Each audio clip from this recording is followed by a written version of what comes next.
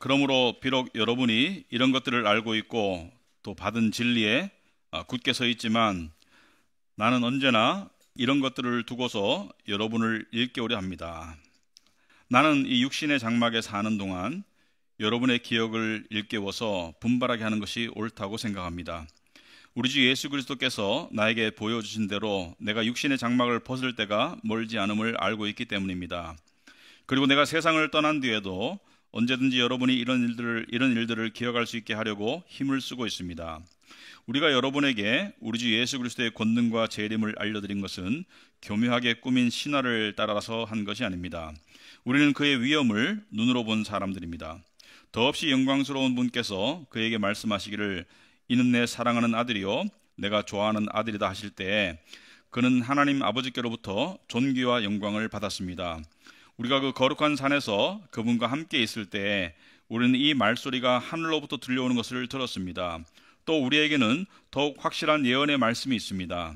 여러분의 마음속에서 날이 새고 샛별이 떠오를 때까지 여러분은 어둠 속에서 비치는 등불을 대하듯이 이 예언의 말씀에 주의를 기울이는 것이 좋습니다.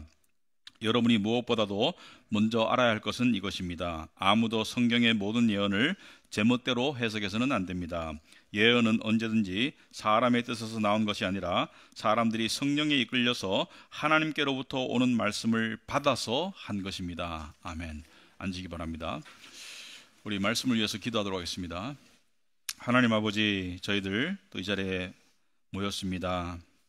세상을 살면서 우리가 무언가를 이루어 보려고 따보려고 동동걸음을 하다가 또 잘 안 된 경우가 많고 또 어떤 거는 죽어도 안 되는 경우도 있습니다.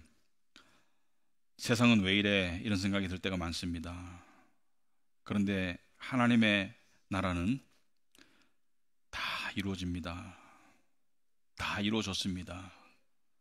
우리는 이루어진 나라를, 그 현실을 이 세상에서 살고 있다는 것을 다시 한번 기억하고 또 이루어진 하나님 나라의 은혜와 능력을 우리가 누리고 사는 것이 어떤 것인지 다시 한번 가르쳐 주셔서 우리가 세상을 살면서 덜 다치고 또 믿음의 싸움에서 승리하고 또 마음의 불안이나 두려움이나 그런 어떤 좌절감이나 그런 것보다 평강과 또 담대함을 더 누릴 수 있도록 하나님 은혜 베풀어 주시옵소서.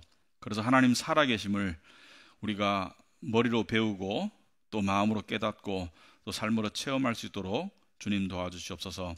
하나님께서 당신의 자녀들을 사랑하시고 또 위하셔서 이렇게 구원의 말씀과 삶을 살아가는 지혜의 말씀을 우리에게 주셨습니다. 우리가 이것을 깨달아 알 수 있도록 주님 이 시간 은혜 베풀어 주시옵소서. 예수님 이름으로 기도합나이다. 아멘.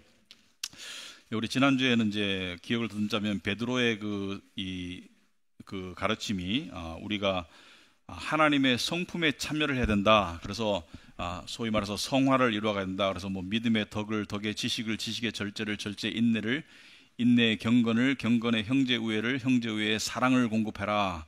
여러분 이 말씀을 듣고 난 다음에 많은 사람들이 혹시라도 착하게 살아야 돼, 착하게 살아야 돼 그렇게 생각하였으면 말씀을 잘못 이해한 거예요. 그죠? 우리는 아무도 안 착해요. 안 착한 사람이 착하게 살려고 하면 그게 위선이 되는 거고 그게 바리새인이 되는 거예요. 이것은 하나님으로부터 공급받으라는 거죠. 그죠? 하나님으로부터 믿음을 공급받고 하나님으로부터 지식을 공급받고 하나님으로부터 경건을 공급받고 하나님으로부터 사랑을 공급받으라는 것이죠. 그죠? 그러므로 신앙생활의 성화의 이 핵심은 하나님과 함께함, 특별히 말씀과 함께하면서 이루어지는 것이지 내가 착하게 살아야 돼, 착하게 살아야 돼 그러면 바리새인 되는 거예요. 아무도 안 착해요. 안 착한 사람이 착한 척 하려고 하면은 그거 위선이 되고 힘든 거예요. 그래서 저도 안 착하고 여러분도 안 착하고 우리는 다 죄인이고 하나님께 구원을 받았습니다. 자, 오늘 이야기는 사도 베드로가 조금 이렇게 중요한 이야기를 하려고 그래요. 오늘 좀 중요한 이야기를 하려고 하기 때문에 근데 사실은 듣고 보면 그렇게 쌈박하게 들리진 않는데 근데 굉장히 중요해요. 사실 굉장히 중요해요. 항상 기본이 중요하잖아요. 그죠? 기본이 중요하잖아요. 그래서 기본이 중요한데, 기본을 안다고 생각하지만 기본을 모르는 사람들이 많은데, 기본이 중요한데 이 기본적인 이야기를 하기 위해서 조금 이렇게 분위기를 잡아가죠. 어떻게 분위기를 잡아가요?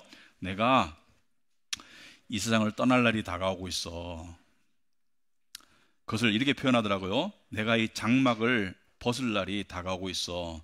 여기서 말하는 장막은 이 몸뚱아리를 말하죠. 몸뚱아리를 장막, 그러니까 텐트, 장막 또는 집이라고 그런다. 장막이라는 것은 임시거처라는 개념이 있죠. 그래서 하늘에 가면 우리가 영원히 거할 진짜 집을 받는 것이고, 이것은 장막이다. 이렇게 말할 때 그 의미는 뭐냐면, 인간의 실체는 영혼이지 몸뚱아리가 아니다. 인간의 실체는 영혼이지 몸뚱아리는 살다 보면 변하기도 하고 뭐 잘라지기도 하고 심한 경우에는 또 썩어지고 이렇게 되지만은, 영혼이 인간의 실체고 영혼은 변함이 없이 영혼은 하나님 앞으로 간다. 그래서 이 몸뚱아리를 잠시 빌려서 영혼이 머물고 있지만 결국은 영과 육이 분리되고 육은 그냥 흙으로 돌아가고 영은 하나님 앞으로 간다. 영이 우리잖아요, 그죠? 영이 우리다. 그래서 사도 베드로는 이 장막을 벗어난다는 것은 자기 자신의 영혼이 장막을 떠날 날, 그러니까 이 세상의 관점에서 보면 죽을 날이 다가오고 있다. 영과 혼이 분리될 날이 다가오고 있다. 여러분, 사람이 뭔가를 앞두고 어떤 중요한 얘기를 할 때 가장 중요한 얘기 중에 하나는, 이렇게 예를 들어서 어떤 부모님이 뭐 중병의 진단을 받았는데 몸 상태가 돌아가는 것도 그렇고 의사의 얘기를 들어봐도 그렇고 몇 개월 안 남았어. 그럴 때 자식들을 불러놓고 이제 임박한 죽음을 앞두고, 얘들아 내가 이제 곧 떠날 거야. 너희들을 떠날 거야. 영원히 떠날 거야.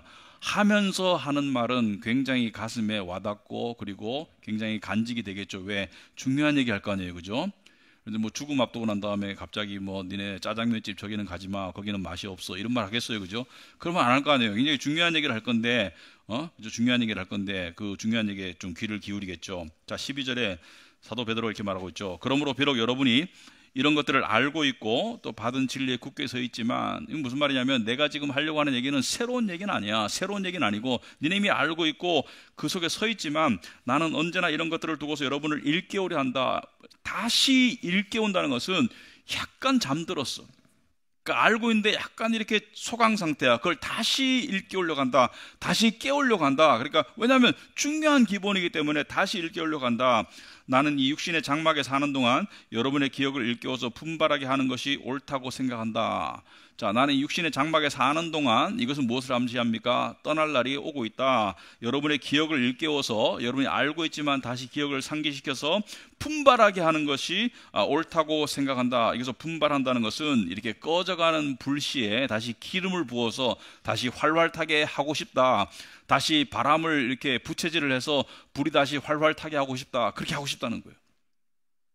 무슨 얘기를 하려고 하는 거예요, 지금? 무슨 얘기를?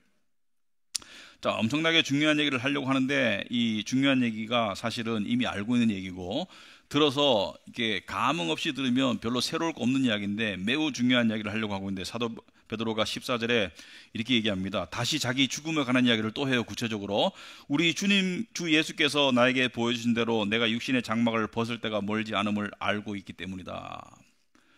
자, 주님이 뭘 보여줬어요? 주님이 뭘 보여줬어요? 주님이 뭘 보여줬냐면, 여러분 그 필름을 돌려서 요한복음으로 가보면, 요한복음 21장에 가면은 부활하신 주님께서 사도들에게 나타나셔서 특히 베드로에게 네가 나를 사랑하느냐 3번 물으시고 난 다음에 이 주님께서 몇 마디 말씀을 하시는데, 베드로의 운명에 관한 예언의 말씀을 하시죠, 그죠? 말씀이신 주님께서 말씀으로 예언의 말씀을 하시죠. 뭐라고 말씀했냐면, 요한복음 21장에 보면 내가 진정으로 내게 말한다. 18절에 네가 젊어서는 스스로 띠를 띠고 네가 가고 싶은 곳을 다녔으나, 무슨 말이냐면 네가 젊어서는 네 마음대로 돌아다녔다. 네 생각대로 말하고 네 마음대로 돌아다니고, 그러니까 베드로가 좀 충동적이고 지 생각대로 많이 움직였죠, 그죠? 그래서 그렇게 돌아다녔는데, 네가 늙어서는 남들이 네 팔을 벌릴 것이고 너를 묶어서 네가 바라지 않는 곳으로 너를 끌고 갈 것이다. 여기서 말하는 남들은 하나님이면서 동시에 세상이 말합니다. 그러니까 베드로가 원하지 않는 삶으로 이끌고 갈 것이다. 자, 인간이 원하지 않는 삶은 뭐예요? 고통의 삶, 그리고 무시당하는 삶, 그리고 힘든 삶 원하지 않아요. 그리고 죽음은 인간이 원하지 않습니다. 예수께서 이렇게 말씀하신 것은 19절에 베드로가 어떤 죽음으로 하나님께 영광을 돌릴 것인지를 암시했다.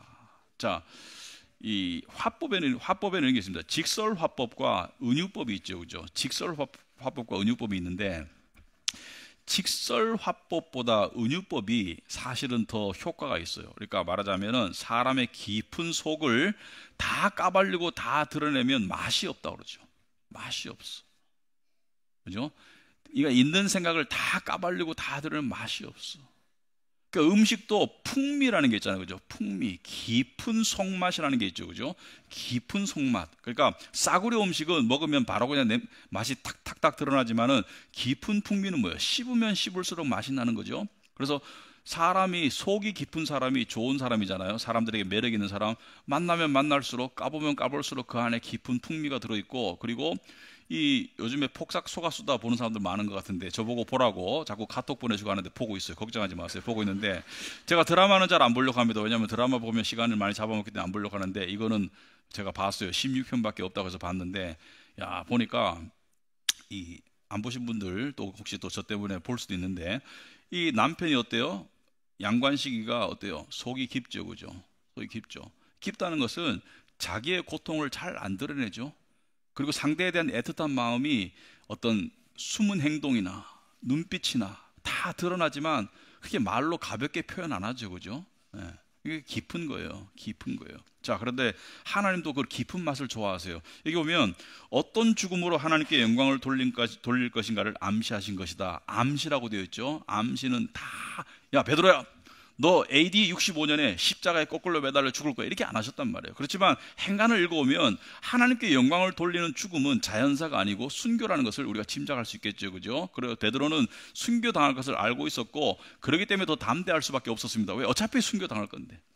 어차피 순교당할 건데 몸살이면 뭐해? 어차피 하나님 뜻에 따라 하나님 정한 시간에 어차피 순교당할 건데 이런 믿음으로 살았다는 거예요. 그런데 베드로가 왜 사람들에게 내가 육신의 우리 주 예수 그리스도께서 나에게 보여주신 대로 내가 육신의 장막을 벗을 때가 멀지 않음을 알고 있기 때문이다. 내가 육신의 장막을 벗을 날이 다가오고 있어. 순교의 시간이 다가오고 있어. 주님께서 나한테 이미 알려줬어. 이 얘기를 왜 하느냐? 여러분, 베드로를 기둥처럼, 당시의 기독교는 아주 소수이고 천대받고 그 다음에 핍박받던, 그리고 기독교가, 그러니까 세상적으로는 힘이 없고 나약하고 가난한 기독교가 기둥처럼 떠받드는 베드로와 이 바울이 있는데 그 중에 하나인 베드로가 갑자기 순교를 당하면 그 베드로를 바라보던 많은 성도들, 베드로의 영적 자녀들이 어떻겠어요? 심정이. 만약에 제가 갑자기 꼴까닥 죽으면 여러분 어떻겠어요? 뭐 저는 베드로가 아니니까 여러분이 뭐 죽으면 어쩌라고 뭐 이렇게 생각할 수도 있겠지만은, 자, 베드로라는 그 대단한 위상의 사람이 갑자기 순교를 당하면 어떻겠어요? 슬프고 낙심하겠죠. 그런데 베드로가, 야, 주님께서 이미 나에게 예언의 말씀으로 말씀하셨고 나도 알고 있고 내 죽음이 임박했어. 그런데 순교가 발생하면 이 글을 읽었던 베드로의 이 양들은 어떻겠어요? 슬프기는 하겠지만 믿음이 강화되겠죠. 왜? 말씀대로 이루어지네. 주님께서 말씀하신 대로 그대로 이루어지네. 베드로는 이 장막을 벗어났네. 그러니까 베드로 자체가 자신의 표현을 내가 죽을 거야 하지 않고 이 장막을 벗어난다는 것은, 장막은 좋은 건 아니에요, 그죠? 진짜 하나님 나라로 가기 위한 임시 거처를 내가 벗어난다는 것은 좋은 의미가 내포되어 있기 때문에 어떻게 됐어요? 슬프기는 하겠지만 믿음이 강화되겠죠. 말씀이 현실로 이루어지니까 말씀이 옳네, 말씀이 맞네. 베드로는 그것까지 염두에 뒀다고 봅니다. 우리 행간을 읽을 줄 알아야 돼요. 자, 그런데 이 베드로가 그러면 이렇게 밑자리를 깔았어요. 내가 지금 죽음이 임박했다라는 얘기를 하니까 사람들이 귀를 쫑긋하겠죠.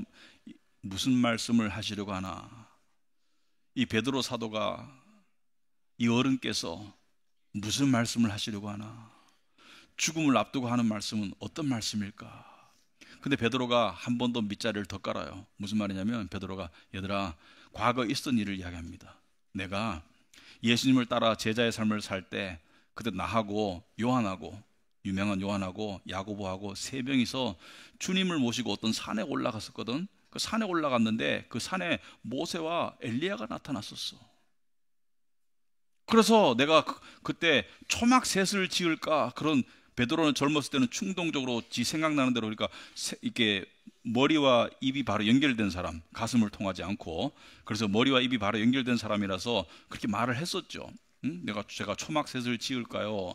그때 하늘에서 음성이 들려왔어요. 이는 내 사랑하는 아들이고 내 기뻐하는 자라는 하나님의 음성이 들려오면서 그때 그리스도의 주님의 모습이 인간의 형상이 아닌 광채가 나는 모습으로 변했다. 그래서 그것을 변화산 사건이라고 한다. 영어로 transfiguration, 그 모습이 변했다, 영광의 모습으로 변했다. 그것을 본 이야기를 하는 거예요. 이게 사실일까 아닐까? 사실이죠. 혼자만 본 것이 아니고 주님도 계셨고 야고보와 요한도 함께 봤고 너무나 황홀하고 너무나 신비로운 체험이고 그리고 사실이었습니다. 팩트를 이야기한 거죠. 그런데 이러한 체험은 누구나 감히 할 수 없는 체험이죠. 정말 선택된 아주 소수만 했던 아주 우리는 할 수 없는 그런 체험을 베드로는 했단 말이에요. 이 이야기를 왜 하는 거예요? 이 이야기를 하고 있어요. 자, 16절에 보시면은 우리가 여러분에게 우리 주 예수 그리스도의 권능과 재림을 알려드린 것은 교묘하게 꾸민 신화를 따라서 한 것이 아닙니다. 우리는 그의 위엄을 눈으로 본 사람들입니다. 이 변화산 이야기를 하고 있는 거예요. 더없이 영광스러운 분께서 하나님께서 그에게 말씀하시기를 이는 내 사랑하는 아들이요 내가 좋아하는 아들이다 하실 때 그는 하나님 아버지께로부터 존귀와 영광을 받았습니다. 우리가 그 거룩한 산에서 그 변화산에서 그분과 주님과 함께 있을 때 우리는 이 말소리가 하늘로부터 들려오는 것을 들었습니다. 그러니까 팩트, 사실을, 진실을 이야기하고 있는 거예요. 여러분, 당시에 유대인들은 신화에 몰두했었습니다. 그리스 문화도 마찬가지고 신화와 어떤 설화에 몰두했던 그런 시절이었고, 우리도 옛날에 우리나라도 그런 때가 있었습니다. 신화에 몰두했던 그런 시절이었고, 그 신화를 굉장히 의미를 줬어요. 환상이나. 요즘 우리나라 중에 사람 중에도 뭐 혹가다 환상이라는 거 되게 막 따지는 사람이 있죠. 그죠? 환상에 되게 의미를 부여하던 시절인데 베드로가 하는 말이 나는 환상 중에 최고의 환상을 봤어. 나는 천사를 본 정도가 아니라 나는 하늘에서 들려오는 하나님의 음성도 들었고 주님의 모습이 변하는 것도 보았고 나는 모세와 엘리야가 나타난 것도 보았어. 그러니까 상상할 수 있을 수 있는 최고의 어떤 환상을 본 거죠. 그걸 이야기하고 있어요. 이거 왜 이야기할까? 나는 죽음이 다가오고 있어요. 나는 이런 환상을 봤어요. 이거 왜 이야기하냐면 진짜 하고 싶은 이야기를 하려고 하는 거예요. 밑자리 깔고 있는 거예요. 그 사실이야. 엄청난 걸 봤어. 그런데 19절에 뭐라 그래요? 우리에게 더 확실한 게 있어. 이걸 얘기하고 싶은 거예요. 우리에게 더 확실한 게 있어. 그게 바로 예언의 말씀이야. 자, 이 이야기가 새로울 건 없죠. 진리이고 너희들이 이미 알고 있고 너희들이 붙잡고 있는데 이것이 가장 중요하기 때문에 자기 죽음도 이야기하고 다가올 임박할 죽음도 이야기하고 나는 죽음을 앞둔 사람으로서 너에게 유언처럼 이 말을 하고 있어. 그리고 자기 자신이 겪은 변화산의 그 황홀하고 신비한 체험 이야기도 하면서 그거 사실이야 하지만 그것보다 더 확실한 게 뭐예요? 바로 말씀이라고 이야기해요. 더 확실한 게 말씀이라고 이야기하는 거예요. 왜 그럴까? 그 변화산에 있었던 사건을 사람들이 듣고 안다고 앞으로 세상에서 다가올 여러 가지 고난과 여러 가지 어려움 속에서 그것이 얼마나 힘이 될까요? 베드로는 남겨질 성도들의 앞날을 염려해서 그들의 신앙의 삶을 염려해서 죽음을 앞두고 내가 강조하고 싶은 한 가지가 있다면 얘들아 말씀이 제일 확실해 이야기를 하는 거예요. 말씀이 제일 확실해 이 말을 하는 거예요. 이 말을 하고 싶어서 앞에 밑자리를 깔았는 거예요. 말씀의 확실성을 이야기하고 싶었다. 왜 그럴까? 왜냐하면 지금도 마찬가지입니다. 여기 보면 더욱 확실하다고 되어 있죠. 그죠? 더욱 확실해. 말씀만 확실하다고 하지 않고 더욱 확실하다고 말하고 있어요. 내가 변화산에서 본 거 그 확실한 사실이야. 하지만 더 확실한 것은 말씀이라고 이야기해서 내가 죽음이 다가오는 것은 확실한 사실이야. 하지만 더욱 확실한 것을 이야기하고 있죠. 더욱 비교적 더욱 확실하다. 왜냐하면 우리는 신앙생활을 하면서 우리는 느낌을 더 붙잡을 때가 있어요. 생각에 더 휘둘릴 때가 있어요. 세상의 평판에 더 목매일 때가 있고요. 세상의 기준과 가치관에 더 휩쓸릴 때가 있죠. 상황에 더 휘둘릴 때가 있고요. 하나님에 대한 객관적인 말씀에 의해서 하나님과의 관계를 맺기보다는 하나님에 대한 내 느낌에 더 충실할 때가 있죠. 하나님이 뭐 이래? 하나님이 왜 이러셔? 그런 느낌이 들 때가 있습니다. 베드로는 이렇게 말하는 거예요. 너의 느낌, 네 생각, 세상의 가치관, 세상의 평가, 네가 바라보고 있는 미래, 그보다 더 확실한 게 말씀이야. 말씀을 붙잡아야 돼. 그 이야기를 하는 거예요. 그럼 사람들이 이야기하죠. 아니, 느낌도 무시할 수 없지 않습니까? 저한테 이런 생각이 드는걸요? 세상의 기준도 무시할 수 없잖아요. 세상의 가치관, 세상의 평가도 제가 그거 모른 채 하고 살 수 없잖아요. 베드로가 그거 무시하라는 거 아니에요. 그거 모른 채 하라는 거 아니에요. 그 영향권에서 완전히 벗어날 수 있다고 이야기하는 거 아니에요. 뭐라고 말하는 거예요? 더 확실한 게 말씀이야. 이렇게 말하는 거예요. 더 확실한 게 말씀이야. 말씀이 더 확실해. 우선순위가 중요해. 왜냐하면 말씀이 더 확실한 것이 되지 않으면 우리는 세상의 두려움과 불안과 걱정과 탐심과 좌절감의 노예가 될 수밖에 없습니다. 피해자가 될 수밖에 없어요. 베드로는 하나님의 마음으로 성도들을 아끼기 때문에 말씀을 붙잡아라. 그러지 않으면 너는 두려움에 사로잡힐 수도 있고 걱정에 사로잡힐 수도 있고 불안에 콩닥콩닥 마음이 뛸 수도 있고 탐심과 좌절감으로 세상이 뭐 이래? 그런 마음에 그냥 쓴뿌리가 날 수도 있고 그렇다는 거예요. 여러분, 말씀이 얼마나 중요한지, 말씀이 하나님인데 하나님이 세상에서 가장 소중하다는 것은 여러분 다 동의하실 거예요. 믿는 분들이라면 하나님이 가장 소중한 분이다 다 동의하실 거예요. 제가 한번 좀 잔인한 좀 질문 하나 예를 한번 들어볼게요. 여기 부모님들 많이 계신데 여러분 자녀들 귀하죠?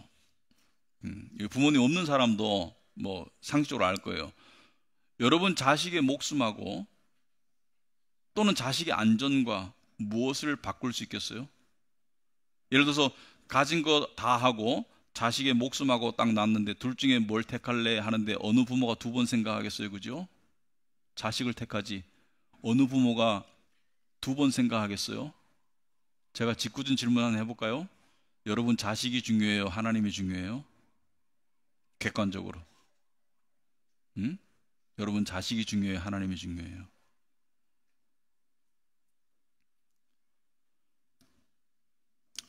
여러분 이 세상에 우선순위라는 게 있거든요. 우선순위는 때로는 힘들어요. 받아들이기가. 그래서 직장과 가정 중에 뭐가 우선순위예요? 직장도 중요합니다. 안 중요한 거 아니에요. 직장이 안 중요하다고 말하는 거 아니에요. 그러니까 직장과 가정 중에 뭐가 더 중요해요? 뭐가 더 확실하게, 뭐가 더 중요해요?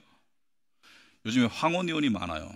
황혼이혼은 뭐 60 넘어가지고 이렇게 이혼하는데 대부분 여자분들, 여성 쪽에서 이혼장을 내밀어요. 남자가 이제 퇴직하고 애들 출가시키고 난 다음에 이렇게 좀 쉬고 있는데 갑자기 이혼장을 탁 내미니까 남자가 헉 하죠. 그죠? 갑자기.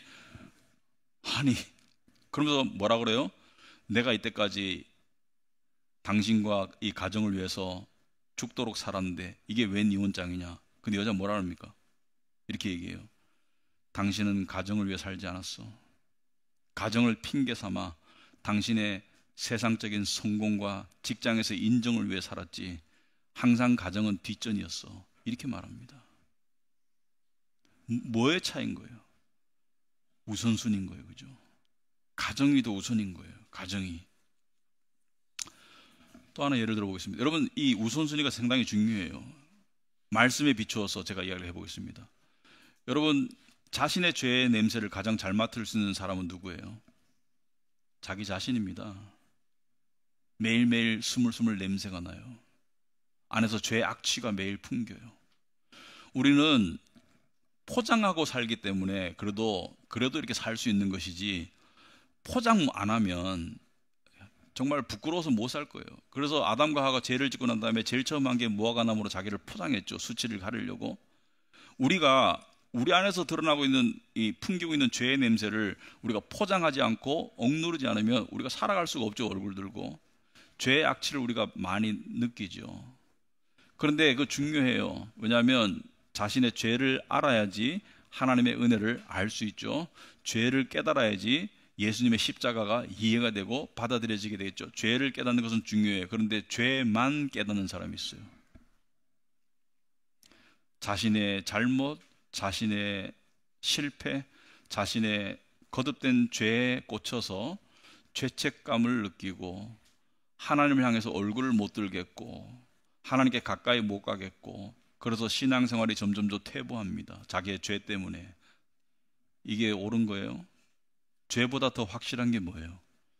죄보다 더 확실한 것은 하나님의 용서의 은혜입니다. 하나님의 은혜가 우리의 죄보다 더 확실한 거예요. 죄만 바라보면, 죄를 더 확실하게 바라보면 하나님께 가까이 갈 수가 없습니다. 죄보다 더 확실한 것은 하나님의 은혜입니다. 모든 죄를 덮으실 수 있는 그리스도의 보혈의 은혜입니다. 또 고난에 대해서 집중하는 분들이 많아요. 고난 없는 인생이 있습니까? 여러분, 기독교의 가르침 중에서, 잘못된 가르침 중에서 가장 사악하고 가장 잔인한 가르침이 믿음 좋으면 평탄한 길을 간다입니다. 믿음 좋으면 삶이 평탄해. 그러니까 평강을 말하는 게 아니고, 여기서 말하는 평탄은 세상적으로 고난 없는 삶, 성공적인 삶을 살 거야. 믿음 좋으면 세상에서 성공적이고 평탄한 삶을 살 거야. 이게 정말 잔인해요. 왜냐하면 옛날에 어떤 알고 지내는 같이 성경 공부하던 지체 하나가 이런 말 하더라고요. 목사님이 하시는 말씀이, 자, 우리 교회 주차장을 봐라.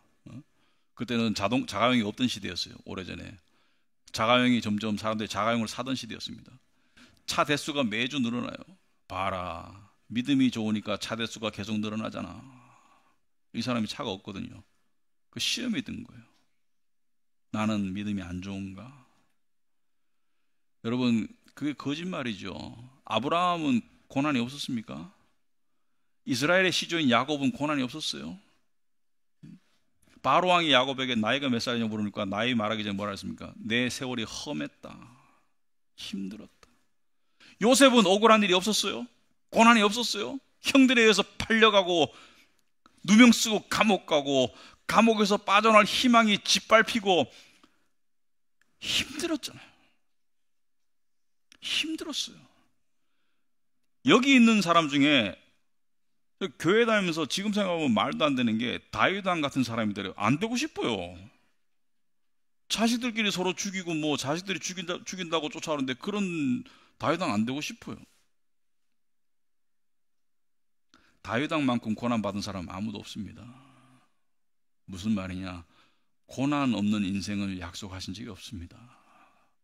근데 고난에만 꽂혀 있으면 어떻게 돼요? 억울하고 힘들고 세상이 뭐 이래 이런 생각이 들고, 고난에만 꽂혀 있으면 자기 연민에 빠지고 그러죠. 근데 고난보다 더 확실한 게 뭐예요? 하나님의 섭리죠, 그죠? 약속의 말씀이죠, 그죠? 이거를 깨달은 요셉이 뭐라 했습니까? 창세기 마지막 50장에 보면은 형들이 와가지고 벌벌 떨죠. 우리가 너를 팔았는데 아버지 야곱이 돌아가셨으니까 이제 우리한테 해코지 할까봐 벌벌 떨죠. 그때 뭐라 했어요? 형님들은 나를 해치려고 했지만 하나님께서는 선한 결과를 만드셨다. 고난이라는 그 힘든 재료를 가지고 하나님께서는 선한 결과를 만드셨다. 고난 없는 성화가 어디 있어요? 고난 없는, 여러분 부부간에도 그렇잖아요, 그죠? 고난의 힘든 시간이 지나고 그걸 잘 견디고 그것을 믿음 가운데 잘 견디면 어떻게 돼요? 부부가 어떻게 돼요? 하나가 되잖아요. 고난을 회피하면 하나가 될 수 없습니다. 그러나 고난으로 깎이면 하나가 되는 거예요. 부서지면. 고난보다 더 확실한 것은 하나님의 섭리의 약속입니다. 우리는 고난도 분명한 사실이에요. 고난도 분명한 현실입니다. 그러나 그것을 더 분명하게 바라보면 사람 살 수 없어요. 힘들어 살 수 없어요. 좌절해요. 억울해요.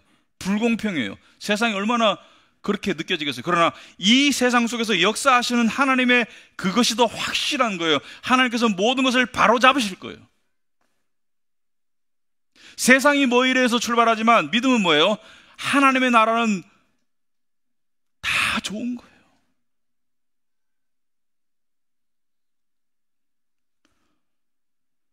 베드로는 이렇게 말합니다. 말씀이 확실해.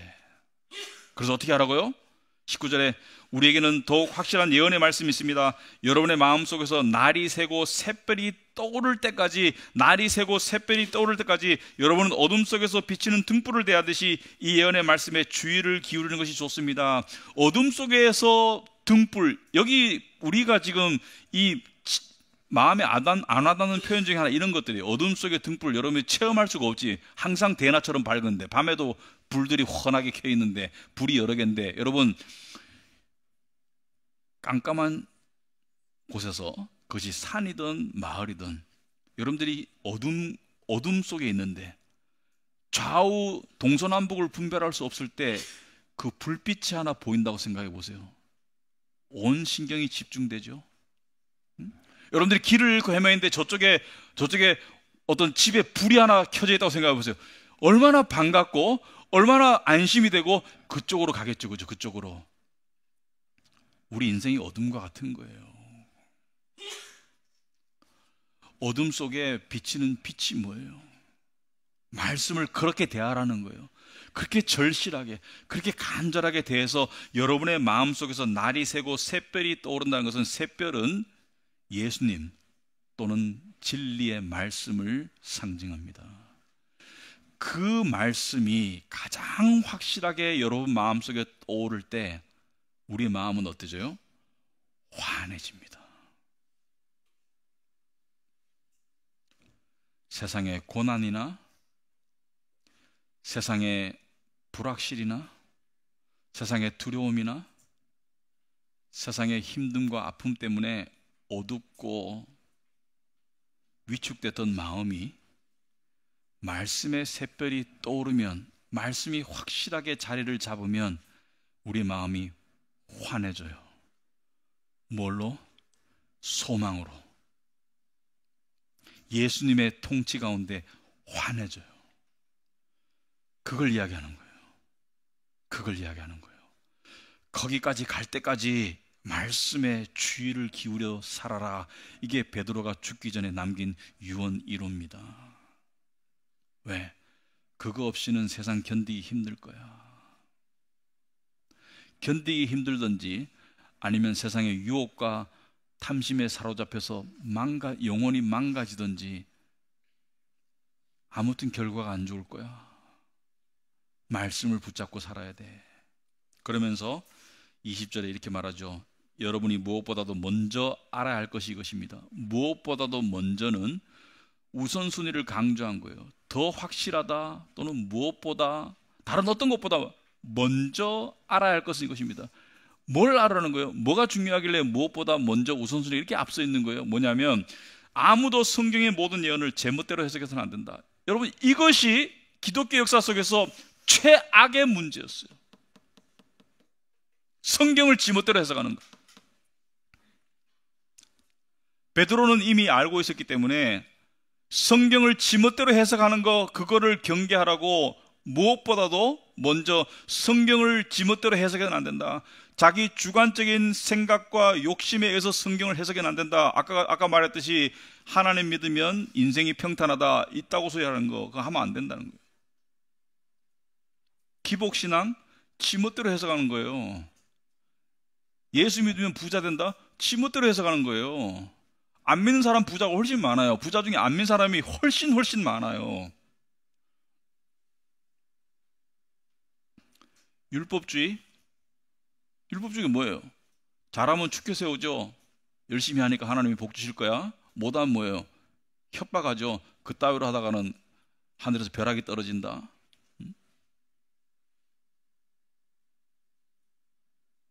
요즘에 인본주의. 인본주의가 뭐예요? 너는 소중한 존재야. 네가 세상의 중심이야. 하나님이 너를 위해서 존재하셔. 네 꿈은 이루어질 거야. 하나님은 너의 꿈을 이루시는 분이야. 너의 꿈을 이루어주기 위해서 지금도 밤낮으로 하나님은 노심초사하셔. 자아와 꿈의 실현이 하나님 나라보다 위에 가 있는 것을 인본주의라고 합니다. 근데 똥오줌 분별 못하는 사람들이 가가지고 히덕거리고 앉아있어요. 또 하나 덧붙이자면 미디어주의가 요즘에 경계해야 돼요. 미디어주의. 예배가 그냥 정신을 못 차리겠어. 말씀 중심이 아니라 미디어 중심이야. 내가 바다라는 말을 하면 뒤에 전광판에 바다의 장면이 나와서 막 파도를 쳐요. 그러면 사람들이 와, 우리 교회 대단해. 시설 너무 좋아. 어? 막 뒤에 막 무슨 뭐죠? 액정 화면이 막 탁 붙어가지고 정신을 못 차리겠어. 음량은 뭐 수억을 들여가지고 막 음질이 너무 좋아. 그러니까 실제 음성보다 음질이 너무 좋아. 말씀이 더 확실하다는 것을 가로막거나 방해하는 모든 것들이 사탄의 역사입니다.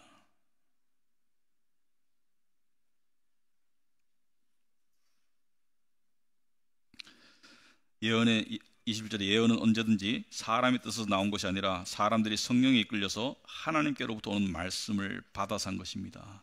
뭐예요? 사람 뜻대로 해석하지 말고 객관적으로 깨달아라. 객관적으로 깨달아라. 그래서 우리가 말씀 공부하고 신학 공부하는 거예요. 주관적인 해석이 아니라 객관적으로 깨달아라. 우리 교회는 여기에 목숨 거는 거예요. 그죠? 우리는 여기 목숨 걸어야 돼요. 왜? 말씀이 우리를 구원하지. 말씀을 왜곡시키는 거. 여러분, 우리가 무슨 이단이나 또는 어떤 정치 세력화하는 기독교만 가지고 위험하다고 하는데요. 사실은 기복신앙, 율법주의, 인본주의 다 말씀을 왜곡하는 거예요. 왜곡하는 거예요. 종교 집단에 불과한 거예요. 그래서 우리는 말씀의 사람이 되고 말씀의 교회가 돼야 됩니다. 자, 그런데 문제는 뭐예요? 이렇게 정신 차렸다가도 또 느슨해지죠? 여러분, 주중에 살다 오면 또 느슨해질 거예요. 괜찮아요. 그래도 말씀 보시고 다시 확실한 걸 붙잡고, 그래서 베드로도 뭐랍니까? 다시 생각나게 한다. 주일날 제가 하는 게 그거예요.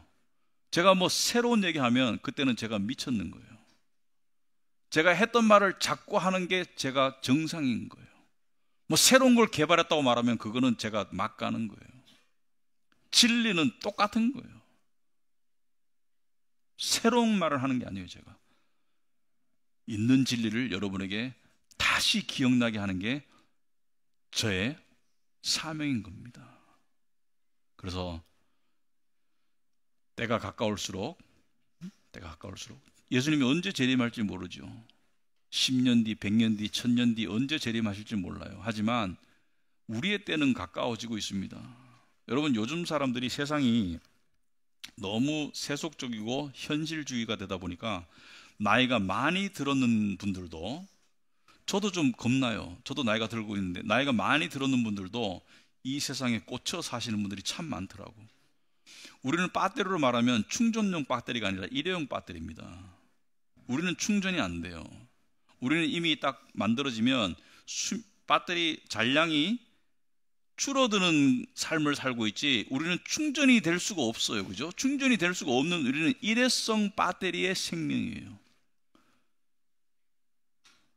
그걸 알고 사셔야 돼요.